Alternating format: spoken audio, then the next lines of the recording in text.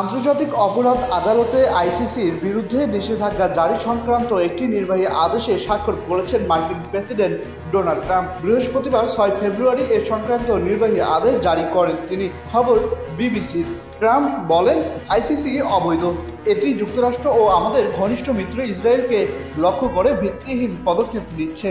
মার্কিন নাগরিকরা ও যুক্তরাষ্ট্রের মিত্রদের বিরুদ্ধে আইসিসির তদন্তে যারা সহযোগিতা করেছেন এবং তাদের পরিবারের বিরুদ্ধে অর্থনৈতিক ও ভিসা নিষেধাজ্ঞা জারি করা হবে এই নির্বাহী আদেশের আওতায়।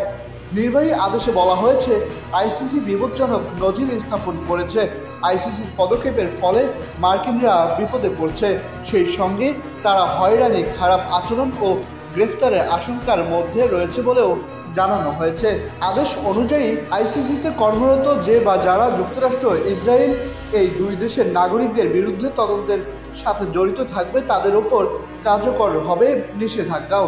মঙ্গলবার ইসরায়েলি প্রধানমন্ত্রী বেনিয়ামিন নেতানিয়াহুর সাথে বৈঠকের পর এমন সিদ্ধান্ত নিয়েছে ডোনাল্ড ট্রাম্প। আহসান সাকিব হাসান, আকাশ জমিন, নিউজ ডেস্ক।